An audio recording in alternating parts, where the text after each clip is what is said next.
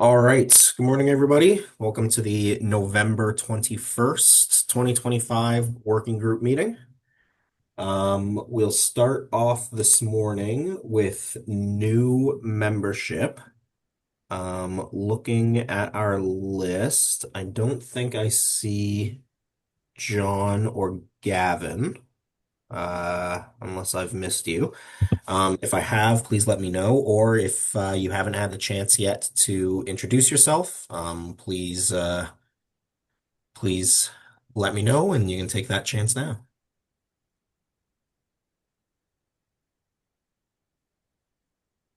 All right. Excuse me. In that case, we can just head straight on into our presentation for this morning. So this morning, we're joined by Cameron Waite from Real Life Robotics. And Cameron is going to be speaking to us about their passenger automation platform. So, Cameron, please take it away.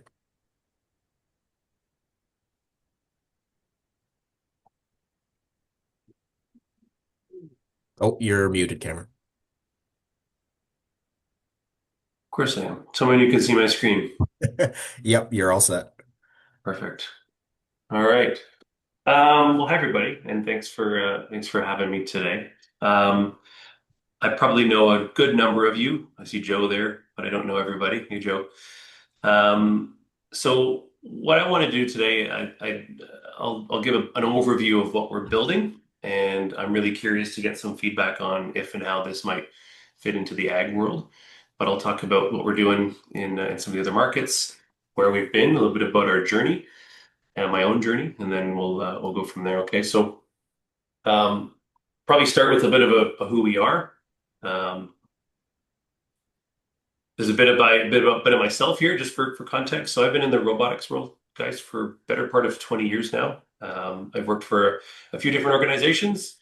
You might know companies like Arion Labs, which was acquired by Fleer and Teledyne a few years ago. AvidBots, which is a cleaning robot solution. I joined those organizations very, very, very early days. So at employee number one on the business and development sales side. And so when you're in a startup and you're at that level, you're not just sales, you're also BD, your marketing, your customer success, your support, your coach, your shoulder to cry on, your everything. So I learned a lot in those experiences over about 20 years or 15 years rather there. Sold a number of robots myself, probably about $60 million in robots, and been around the world in pretty much every sector you can imagine, helping somebody to adopt this automation thing. Taking a lot of companies from what I'd like to say hello to PO. So there's a bit of a, so like I call this my NASCAR slide. These are the kind of companies that I've sold to in the past.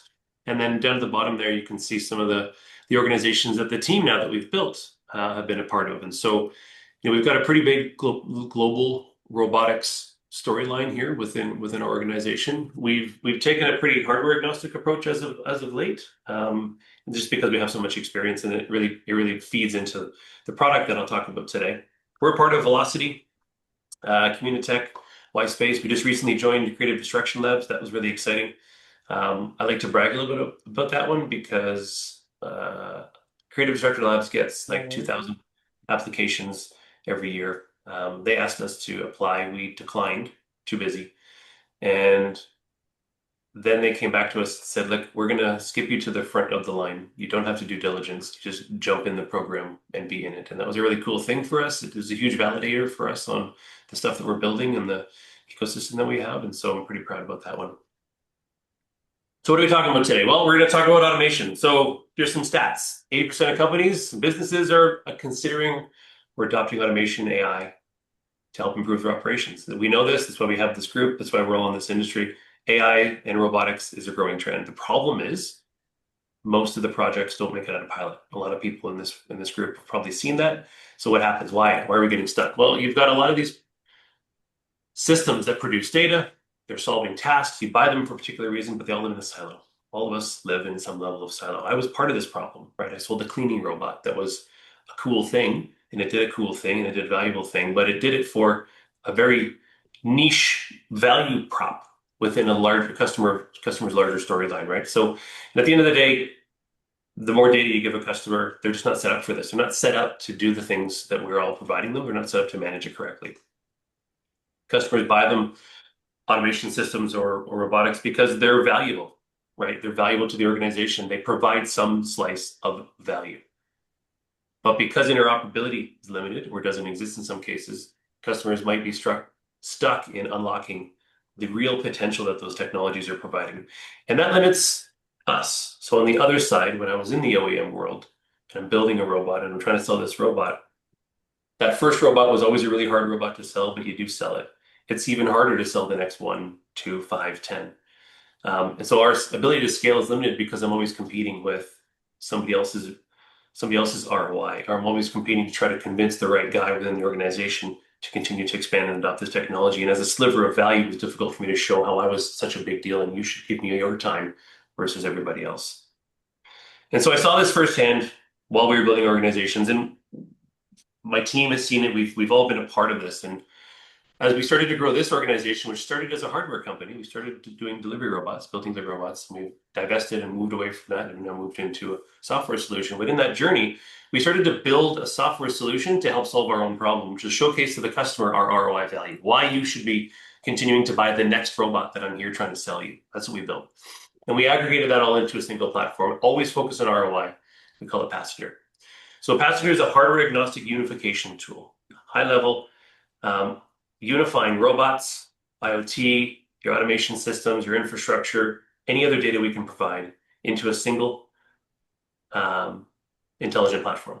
So the idea being always focusing on economic insights. So data for the non-technical user focused on economic insights. Customers don't care about how many wheels you have. They don't care about your compute. They don't care about the number of, the bandwidth. They don't care about your NVIDIA chip. None of that's important to a customer. They just want the grass cut or the floor cleaned or the door to open or close when it needs to, or the burrito to show up when it needs to, whatever it is. That's the idea. Give me the data, the output of that inspection from the drone. Give me that. Don't tell me about how many kilometers of wind you can handle, because it doesn't matter to me. I just need the output. And so Passenger is really three things.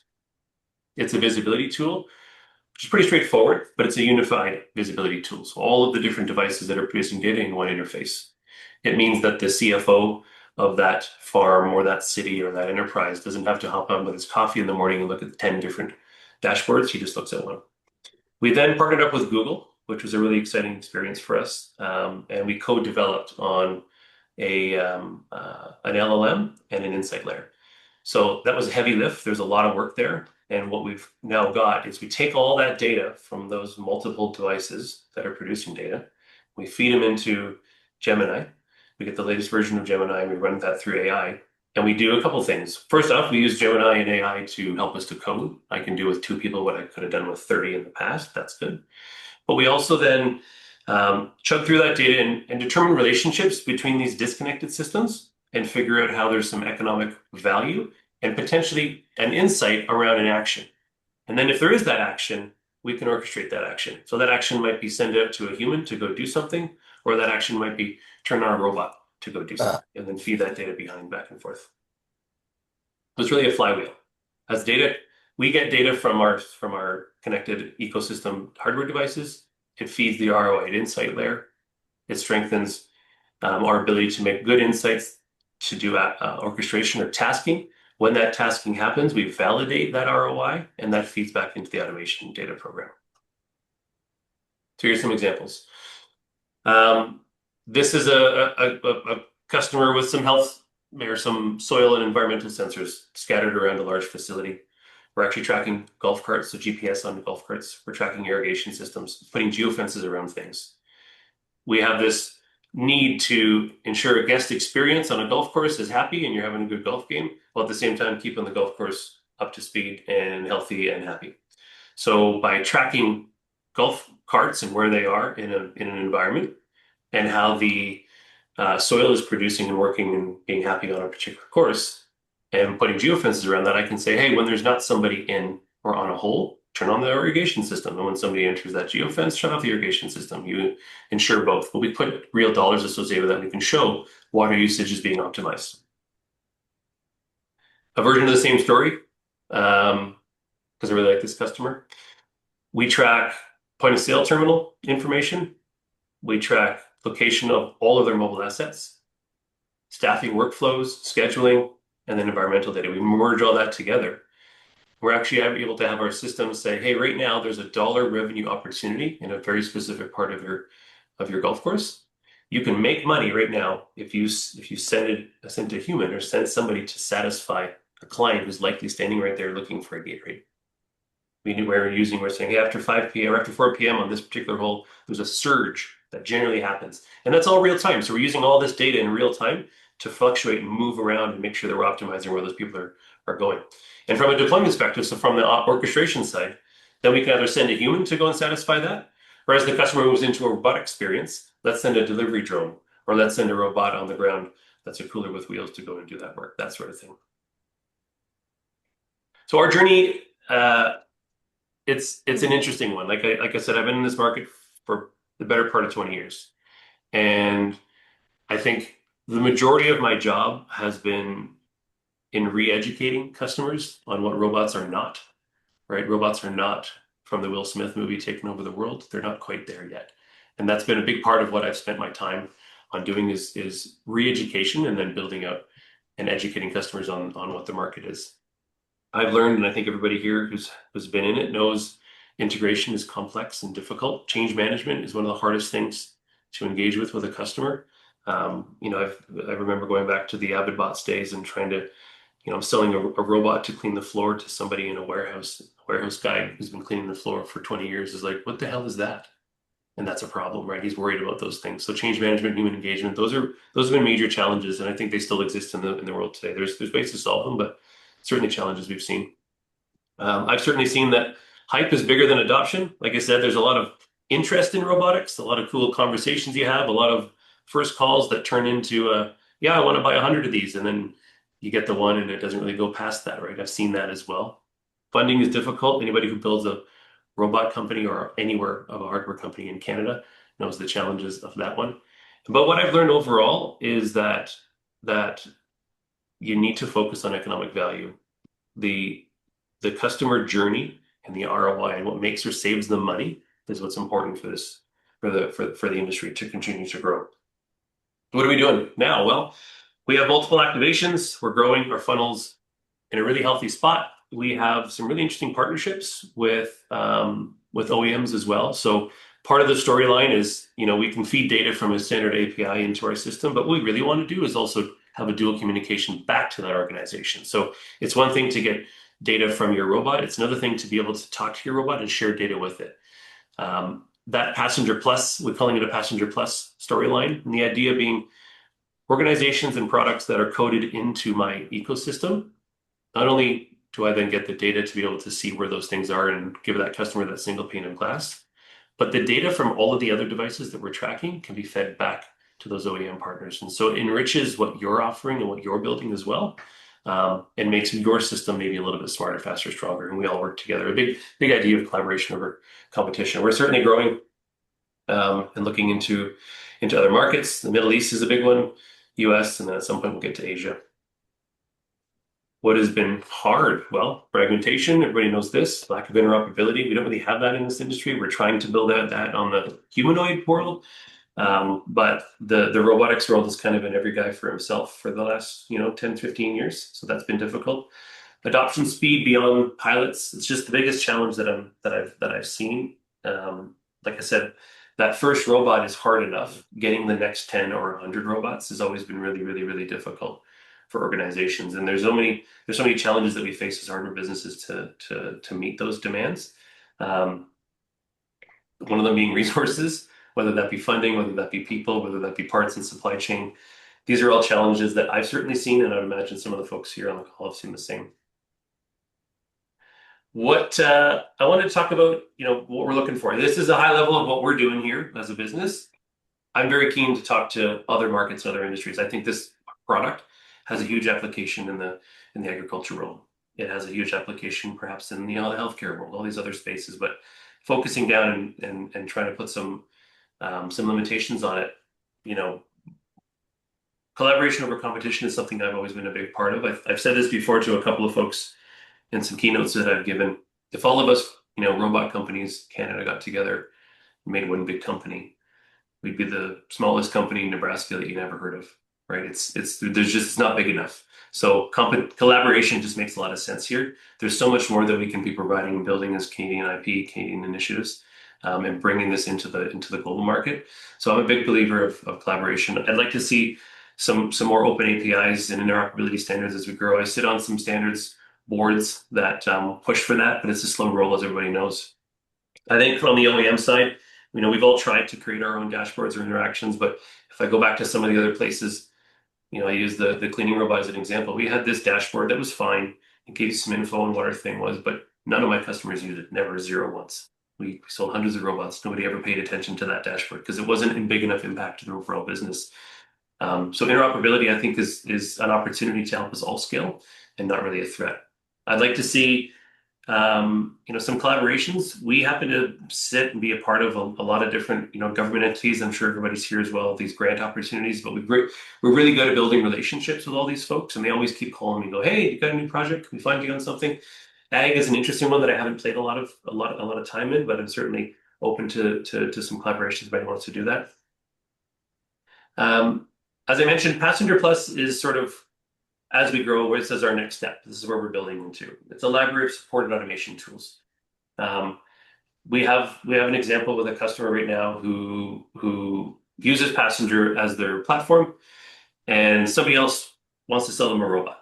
The customer says, "Okay, that's a cool robot, but it's super orphaned. It's like a one-off robot. It's something that is going to be great, but we're not going to check your dashboard. We're not going to really get a lot of value on it because we're not going to get into the data of it. We just need it for the thing that it's doing on the ground.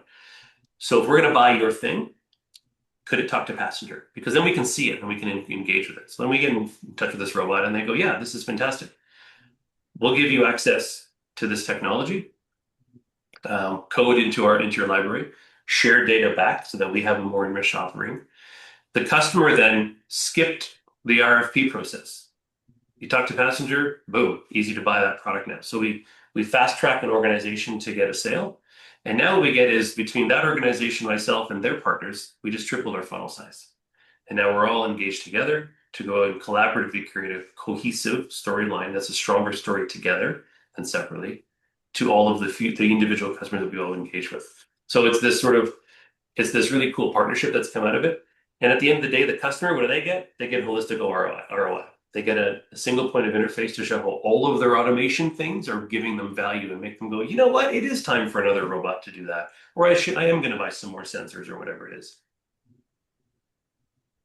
Um, in the ag space, I'd like to talk to anybody here on this call. We don't need to do it now, but feel free to give me a message here. Take down my email address. I'd like to talk about some engagements on either an OEM integration, telling a story together, maybe talking about some development of the standards and just some basic stuff. And this will be quickly out of my hands. I'll start to put some of my CTO and other folks into the call. But if anybody's got some pilot projects and you see the value, if you have a mixed fleet or your customer has a mixed fleet of applications or products, hardware, IoT, and robotic systems, and that customer is looking for or struggling or pulling their hair out. I see a lot of this, right? They talk about, "I don't want to be stuck with vendor lock." Okay, that's fine. This is a solution that not gives you the ability to not have to have that problem. But if you have some of those customers, you have some of those engagements, I'd love to chat and see if we can work out a pilot project. We'll go find some money from our wonderful Canadian government. We'll make everybody happy and grow from there.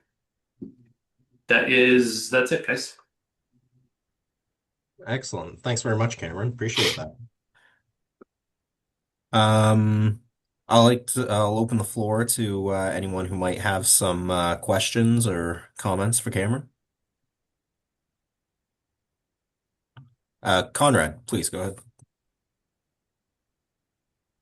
Hey Cameron, great presentation. Thank you very much. It was very interesting. So I fully agree with you. I think the collaboration part is very, very important. Would love to have a chat with you. We are in the same situation where we're building robotics for agricultural applications, for greenhouses and tabletops.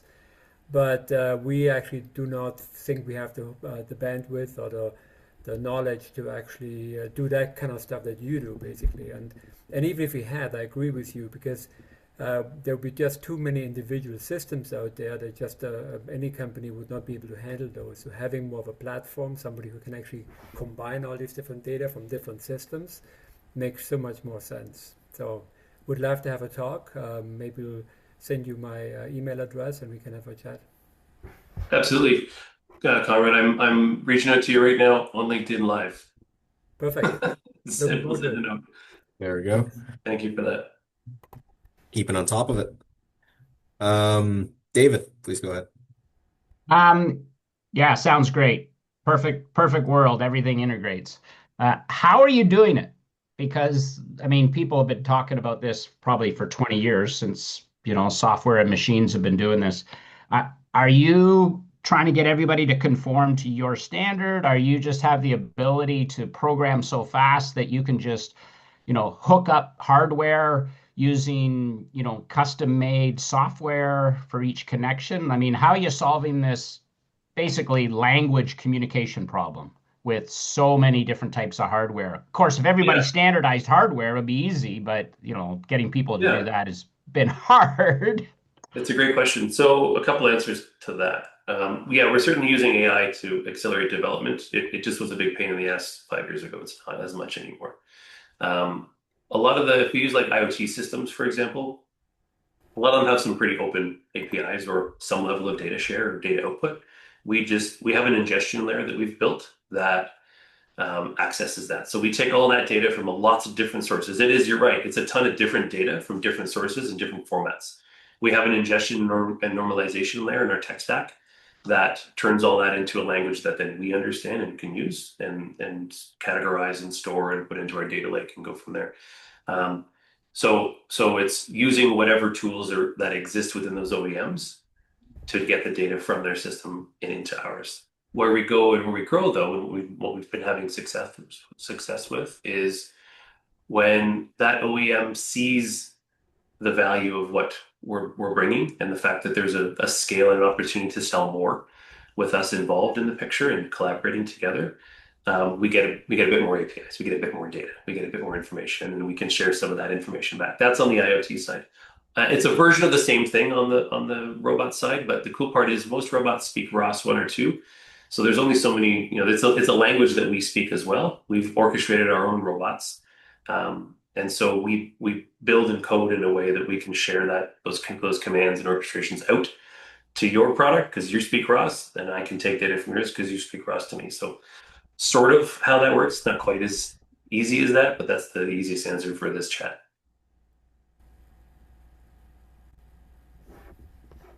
Sounds like you have like Google Translate for robots. A little bit, yeah. That's been a part of what we've been building. And again, it came from us building our own robots and realizing that, building robots and supplying and supporting robots that were from different companies that were made like we OEM'd our own thing, our own brand new IP from scratch. And then I'm working with all these other things to try to collaborate. And so we ended up building that tool set to solve our own problem. And then it was like, hey, why can't I just use that robot over there too? Well, let's call them and have a chat. And yeah, this is great. It sort of worked like that.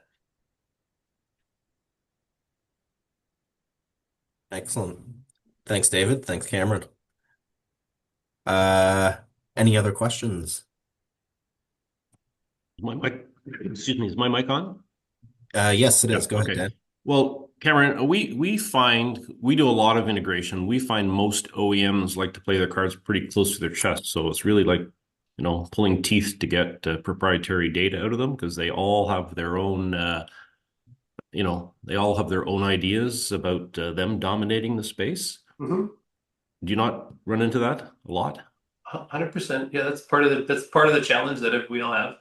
We can all battle it out individually, or we can try to work collaboratively and realize that we're all going to be better and bigger if we all work together. Sure. Well, we've been pro collaboration forever, but we've always found that very, very challenging to find other Yeah. OEMs that actually they'll pay lip service to that. But Yeah. it's like the industrial automation space. A lot of the OEMs force open standards, but everybody still puts some little hooks in there to make it really, really difficult to go out of their ecosystem. Yeah. So you might limit some of the data that you're getting out of those guys, but if there's still some data, it's better than no data. And the customer is the one, at the end of the day, it's the customer that's going to make this decision, right? If the customer's like, hey, I really like this technology, but I'm not getting what I wanted of these guys, then you got a customer who's going to be asking that. And that's what happened in this one example of customer went to the company and said, I'll buy your thing, but I won't buy it unless it talks to this thing because this is what we're using now, not your data point, right?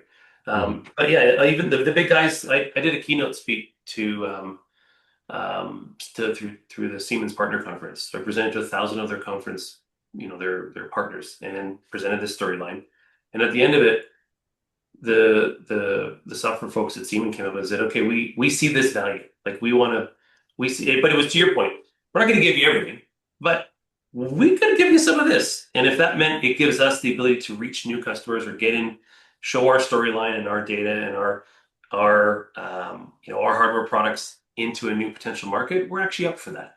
And so then it's up to me and it's up to my team and it's up to our customers to grow and to showcase that value. And if the relationship exists and the customer likes it, at some point that OEM will go, all right, yeah, you know what? Here's more. But I don't need the OEM at the end of the day. There's still some data I can get from anything. Mhm. If we want to do it better, let's work together. Mhm.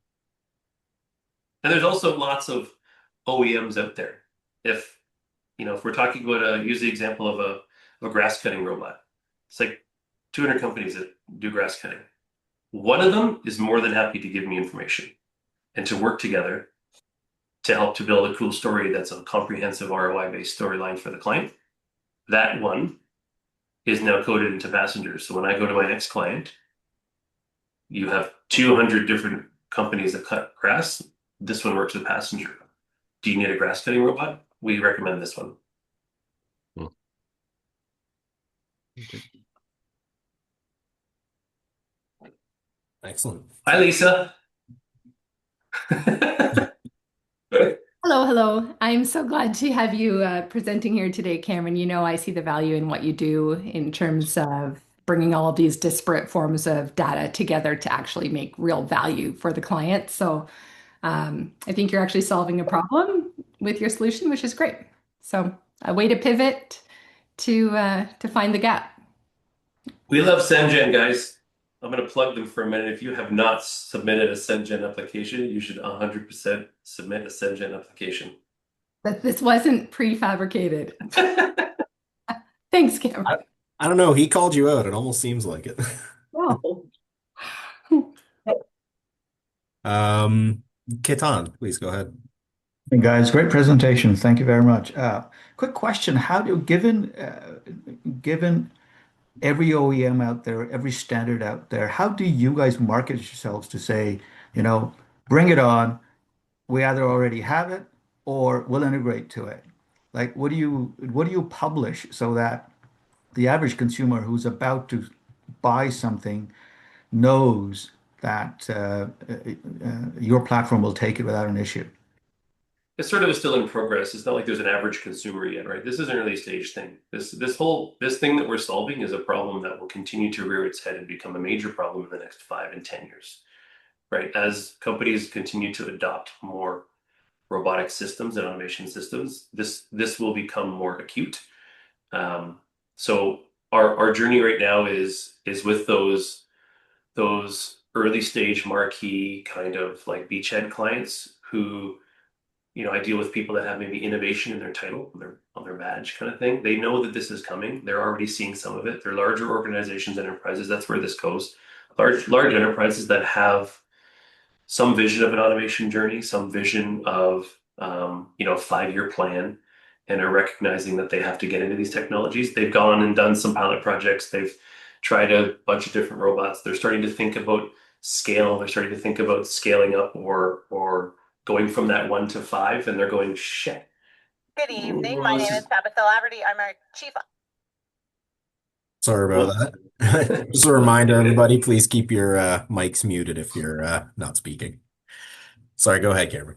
No, that was pretty much it. It's not like this is go to my website, give me your takes time. Okay, thanks. Cam, great presentation as always. I don't think people realize your leadership and you're such a warrior for this space. I want to go back to what do you need and how can we help again, and just spend a bit of another minute on that. So we'll get you engaged with people like Conrad. Just can you elaborate a little bit and we'll go a little deeper and try to get everybody on this call to give you a lead, give you a contact, give you, um, you know, a plug, whatever. Yeah, all of the above. Yeah, lead, contact, plugs all sound good. I mean, what does any business want, right? We want to grow. So how do we grow? You grow either you grow with some revenue or you grow with some investment. On the revenue side, I'm looking for real deployments or opportunities to deploy this technology in the real world. The name of my company, Real Life Robotics, just for context, guys. So I've spent a lot of time with engineers in my career, and I've spent a lot of time in labs and simulations. And I was always the sales guy that was like, "Hey, where's the friggin' robot? Like, can I go sell this thing yet?" He's like, "Well, we're still testing, we're still building, it's still developing." I'm like, "Great, give me the goddamn robot." And then eventually I would get it, and I'd take it into the real world, and I would break it on the first day. I'd break every single robot every time, always.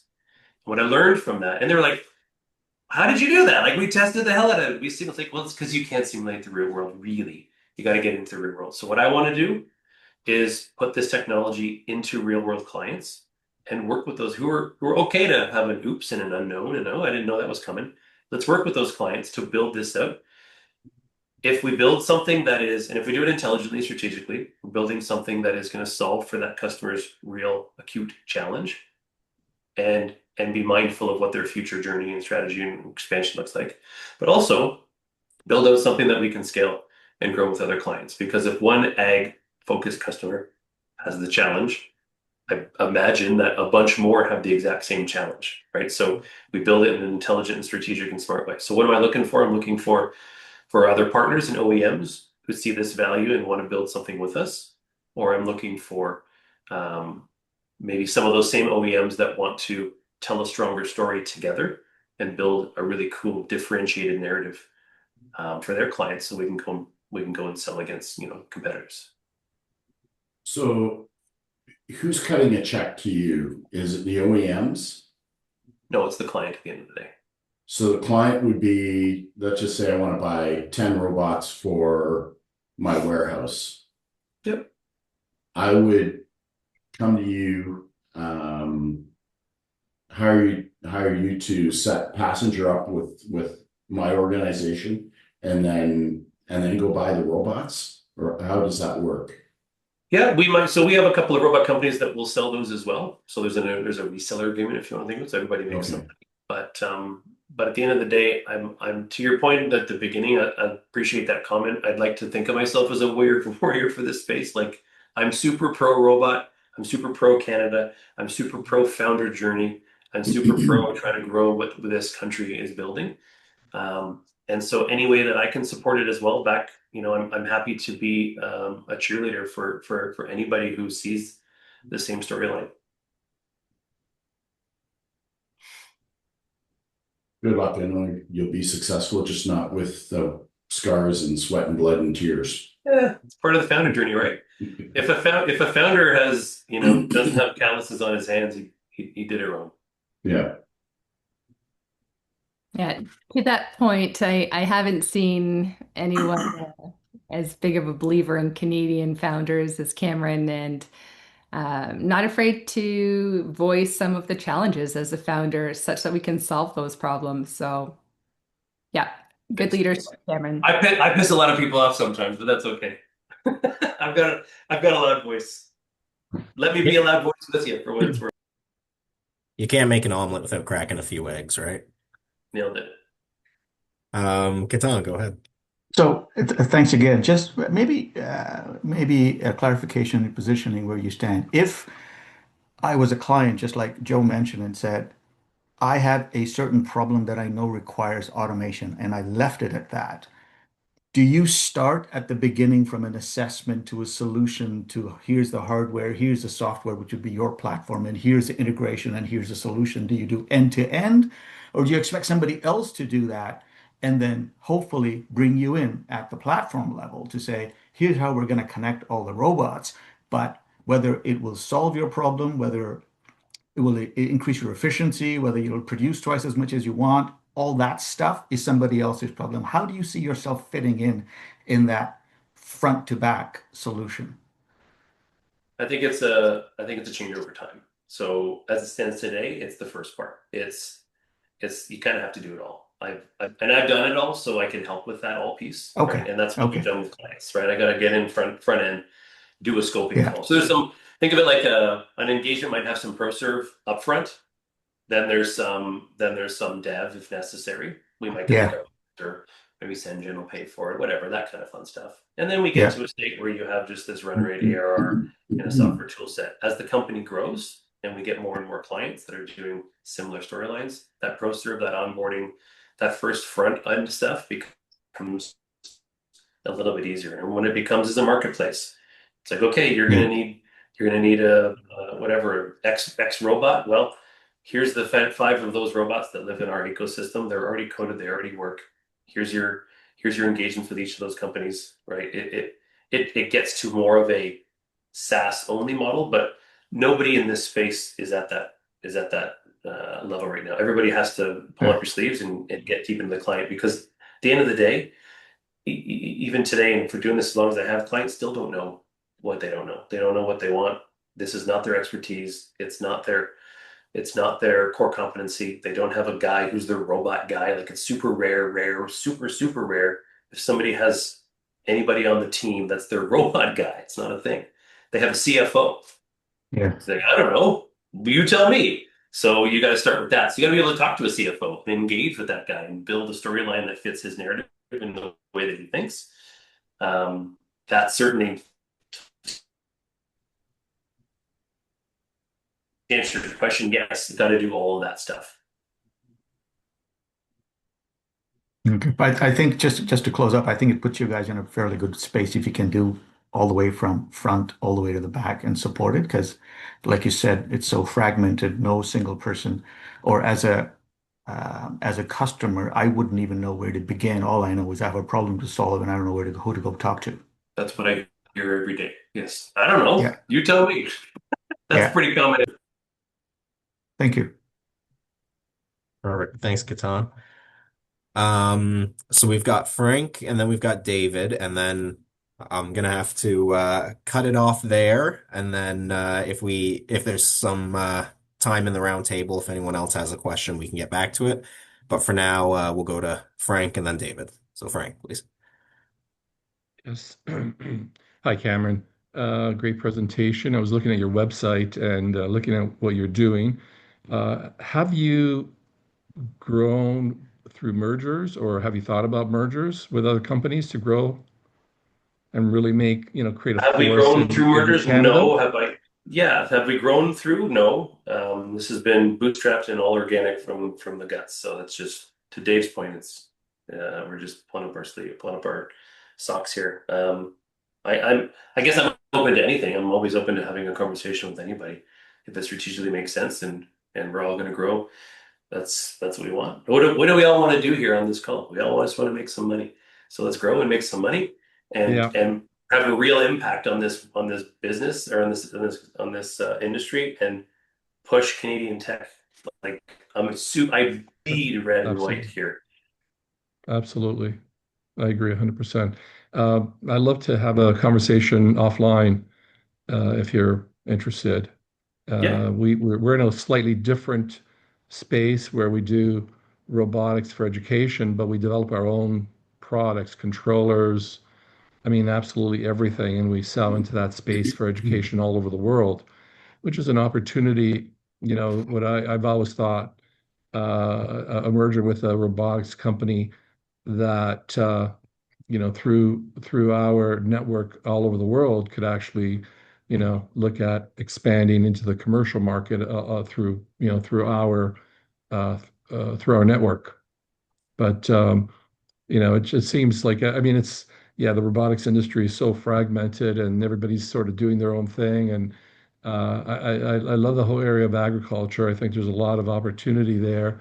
And we've been doing, we sponsor competitions, and we did an agricultural competition last year in Lyon, France. And everybody loves it. There's so much interest in this whole area, but it's just one area, and we could be doing so much more. I think having you know someone with the right partnership. I think I've seen this. I've been in this business 40 years actually, not necessarily specifically robotics, autonomous robotics, but specifically in automation and CAD, CAM, CNC, that whole area. And I've seen you know, how companies through mergers really grow. And that's what I'm interested in is seeing that because it's difficult as a small company, and we've never had one loan, one grant in any way, uh, VC funding, et cetera, and we've just grown organically.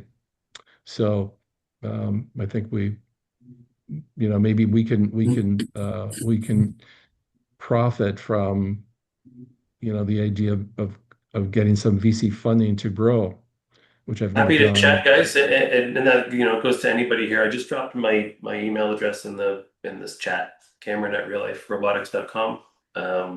Let's let's hop on a phone call and have some chats over the next couple of weeks. Sounds good. I'll do that There's right all away. kinds of Thank you. opportunity for us to do things Thank you. together. Great Yeah. talking to you. Thanks, guys. Perfect. Thanks, Frank. And then last but not least, David, we'll throw it over to you. You can say least. It's okay. I don't take offense. Um, so I'll be quick. Two specific points. One, I can validate that this is a huge problem. I'm University of Guelph. We have probably more agricultural research stations than anybody else in Canada. Um, we got a pretty good reputation. We struggle with this connecting technology and you pulling the data out every day. We have people specifically assigned interoperability, robotics, software integrators, and it is a big pain in the ass. And the only way we get around it is we have 800 faculty that all babysit each of their technologies and pull it all out manually. So, number one, it's a big problem, and it's a problem that we have. And we've talked to the big ag schools, UC Davis and Purdue, and all the other ones. They have the same problem. So, from a research perspective, trying to develop new technology, which is what most universities do, we can't even solve this problem. And then my second point is, would you be willing to, pardon my expression, waste some time and work with us?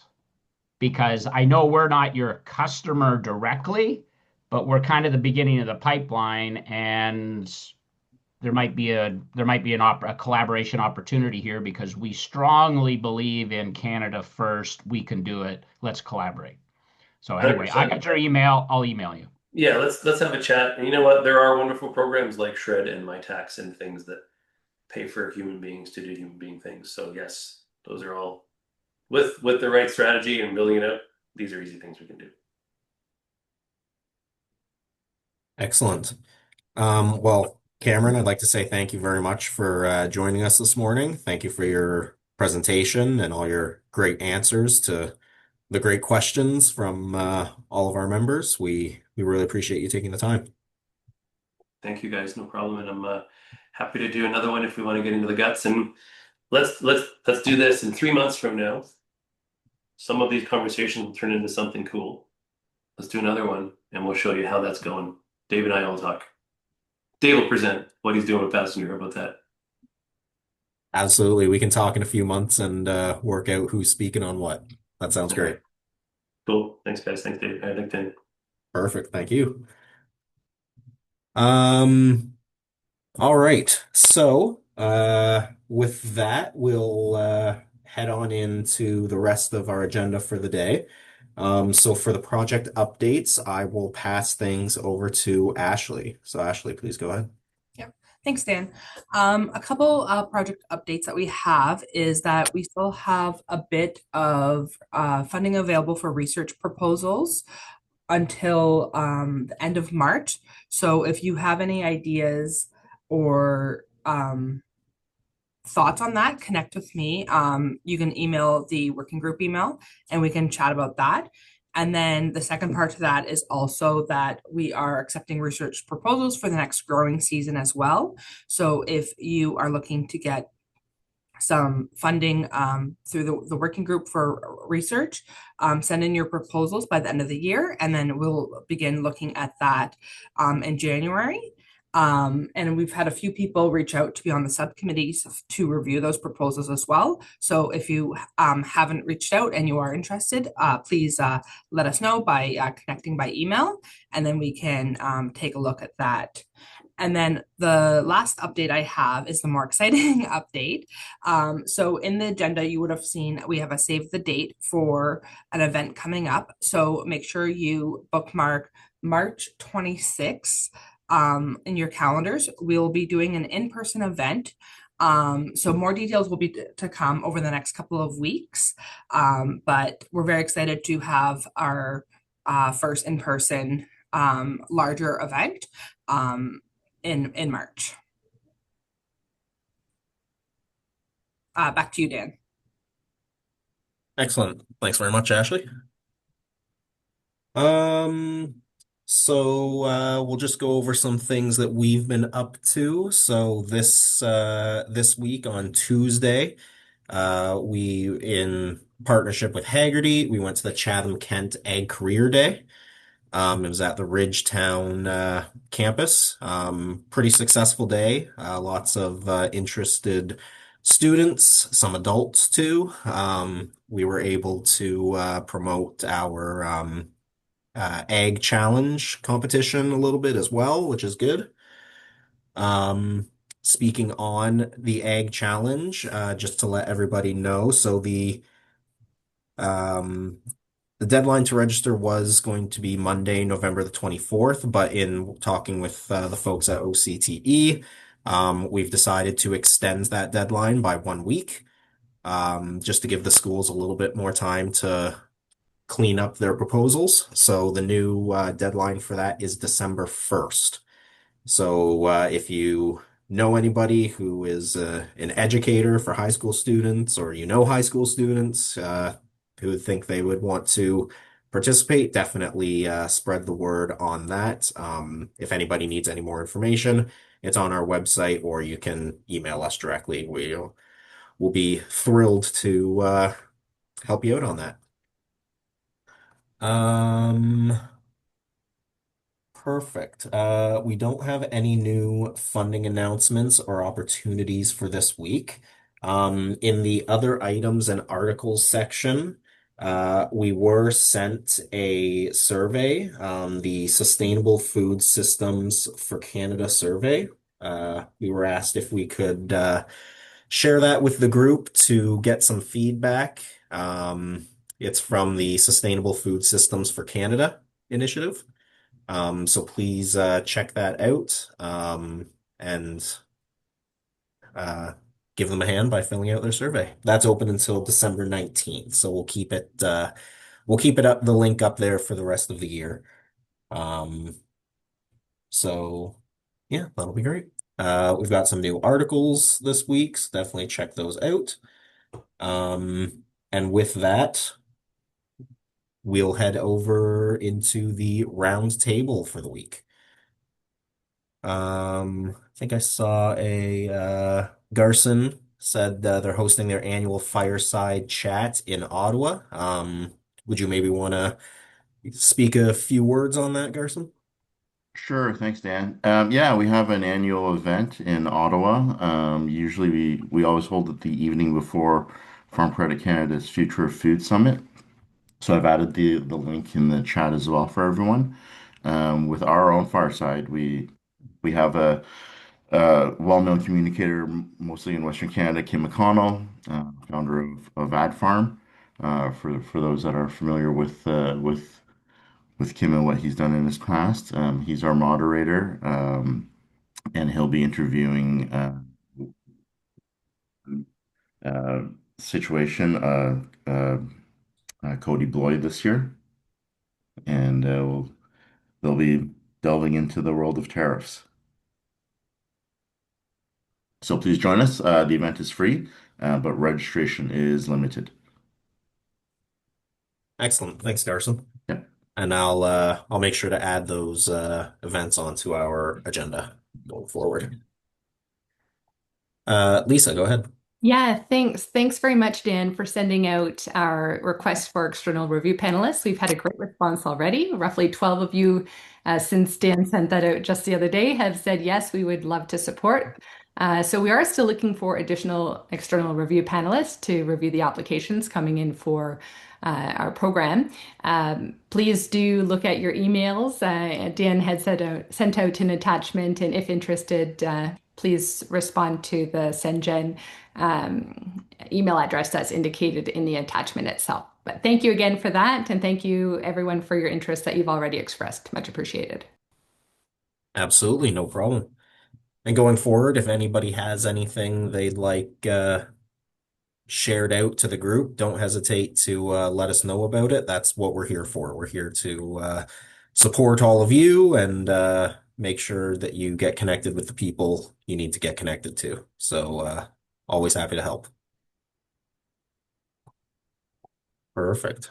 Did anybody else have anything for the round table? Now's your chance. Questions, problems, queries, thoughts?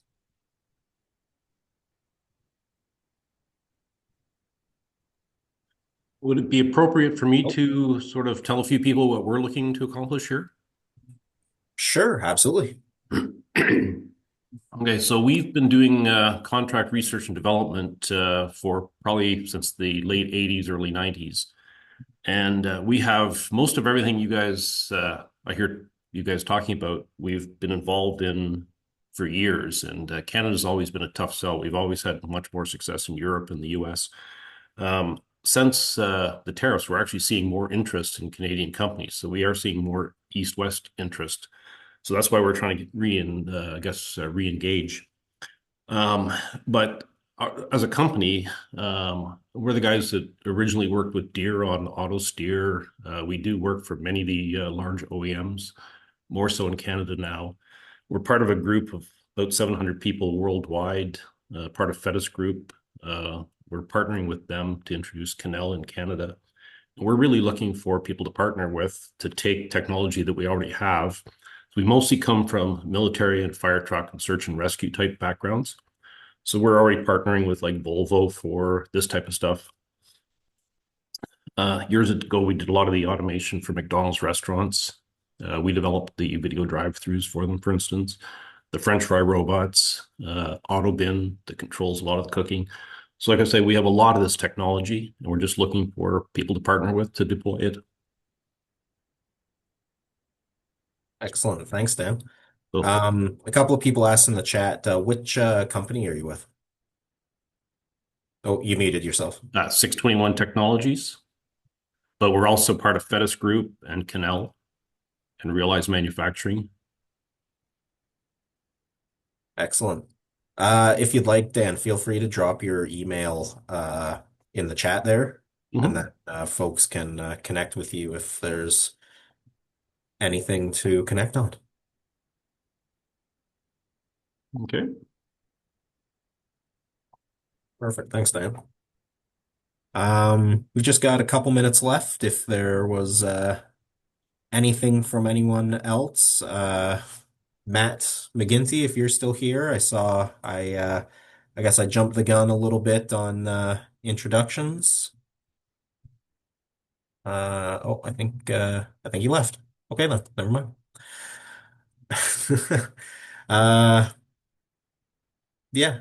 Okay. In that case, I think we will bring this week's meeting to an end. Once again, Cameron, thank you very much for your time. Everybody, thanks for your great questions and interaction for Cameron. Everybody have themselves a great weekend, and we will see you next on November the 28th. Thank you, Dan.